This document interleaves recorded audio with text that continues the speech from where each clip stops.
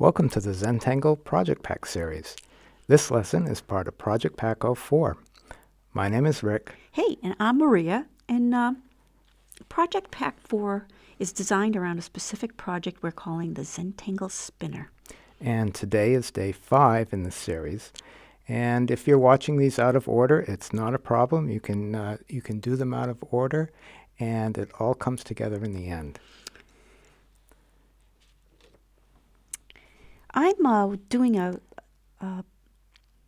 tangle called Bunzo, and Bunzo is a series of crescents or arcs that go down at two at a time and alternating blackened in and not blackened in. So you can see how that sort of bounces around. It's a lot easier than one would think. So these are just C shapes. Just C shapes. They're so cool. And you can mount them in any direction. You can see I go back and forth, and they're sort of scooting here and there, and it gives it a lot of life as opposed to just going in one direction. This is fun. It's almost like it's alive. It's like roaming around this little section, like where can I go and can I get out, or starting to grow from another point. This is a good drama tangle. Any time that you need to add some drama to your Zentangle tile. It's fun. Right? Yeah. It's kind of unexpected and pretty cool. This tangle's called Quay Bog, and this is one of our early on tangles. And I think it comes from some plant that I know grows around here. It reminds me of those little, those little tiny mushrooms that... Yeah, they sort of look like that. Or little grasses that just grow amongst each other and weave in and out. But I love how you're giving each one of them its own little personality and going in and out and behind.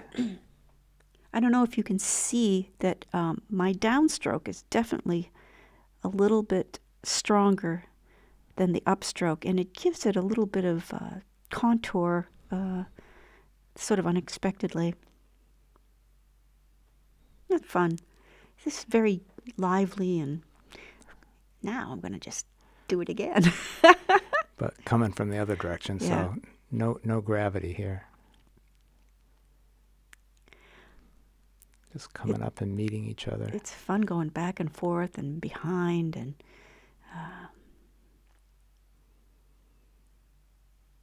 some of them touch, some of them don't. Some of them go behind. it actually makes for a really cool... Some of them escape. Yeah, some of them escape. I love that. Fun. You can draw them upside down. Yeah, I can. That's fun, huh? We don't do this one often enough. I like this. Quay Bog. The next tangle's called Zenith. And you start by a series of curves that you go to the center of the curve and then go to the center of the next curve.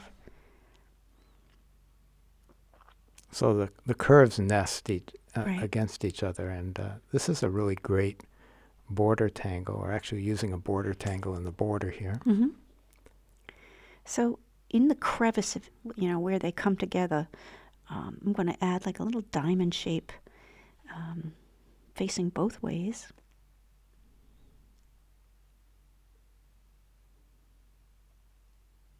Carefully nesting them in there. Fun. And do aura around those. So just about any tangle that you do, auraing around it is a great embellishment. It's a great addition. Especially on a border, it kind of holds it all together.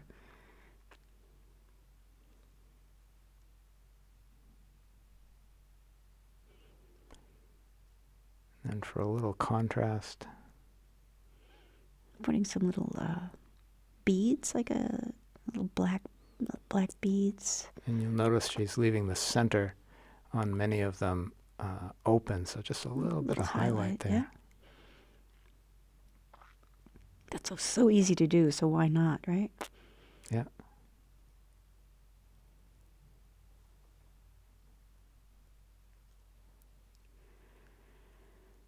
Very nice. But wait, there's aura. So adding aura, then adding something else, then adding aura around that. Mm-hmm. Just trying to give you all these great little ideas in these small spaces here. Sort of ties it together, right? Nice. Now this is a really great tangle. This is one of Molly's tangles, I think. Yeah. And you make a zigzag, a pretty distinct zigzag, and you're going to start at the top afterwards, and you're going to join point to line. So it goes from the point down to the middle of the line. Middle-ish, yeah. Middle-ish. And you do that down the right-hand side. And then down the left-hand side, point to line, point to line. If you just keep saying that, point to line. Already looks pretty cool. Yeah. And then she turned Turn it it over. Do the same thing. Point to line, point to line. On both sides. So that's on one side. Isn't that the coolest form? It's like origami. Yeah, like what is going on there? This is a really great. So in and of itself, that's really reticula. cool. It's a reticula. And then those wonderful spaces, you can fill it up with any shape. So now we have these triangular shapes like in Tripoli that we can fill with a fragment. And that's what I'm doing. I'm sort of, that's so cool. Just curving lines from point to point in each triangle, and then putting a bead in the middle and filling in the interstices there with some nice deep black. This is a great part of the tangle because you're just locked in with what you're doing and just sort of find an open space and put in that fragment and then find the next one.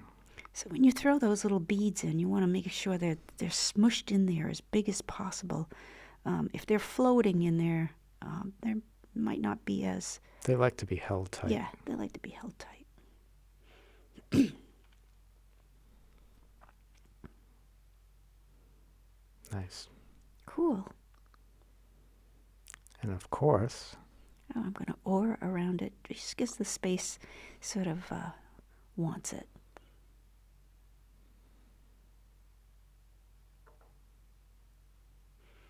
Nice. Okay, so there we go with our ink all down. On the Mulligan, Bunzo. This is Bunzo. This is Bunzo. It looks a little bit like Mulligan. I'm adding some graphite, like around the edges where they meet. It doesn't need much because it's so bold. And you really only need to put it where there isn't ink. And you also want to, particularly when you're using your tortillon, make sure your ink is dried. But you can see even that little bit of graphite adds to the rounding effect. Mm-hmm.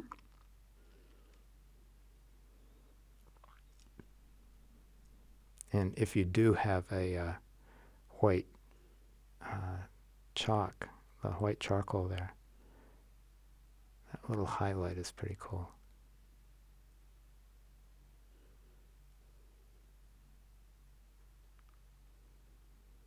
Nice.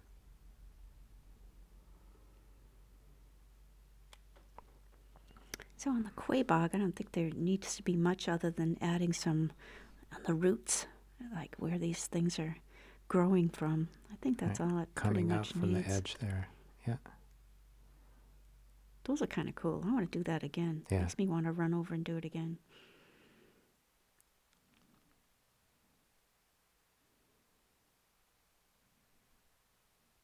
Just those little touches. Love it.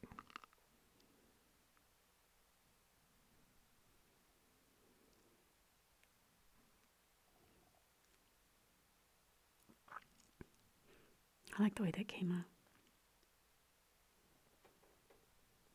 On the zenith, I'm going to fill in those little diamond shapes. Just gives 3 different levels of, you've got black and white and gray all playing together, like a little tiling there.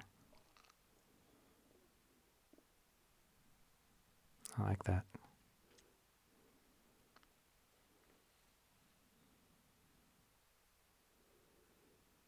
So on ing, we're going to again go to the points and shade some of those. It doesn't need much. It's so busy and interesting. I don't think it needs a lot.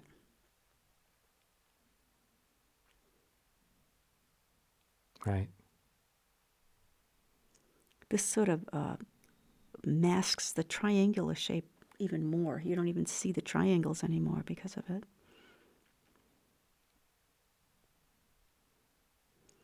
Give a little smile to those beads or orbs in there. And the tortillon just really makes such a difference. I love the way that, particularly when you spread those little smiles around.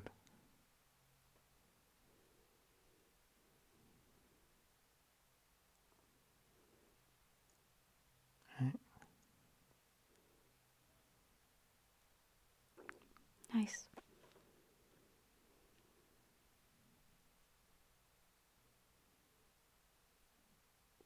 Like the subtle colors there too.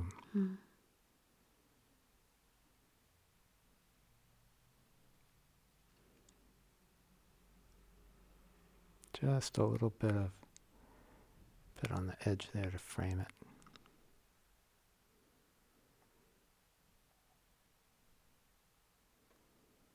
And this bit again up against the aura ing, this is where the aura really shows its value, because it can separate it from the shading in the background really nicely.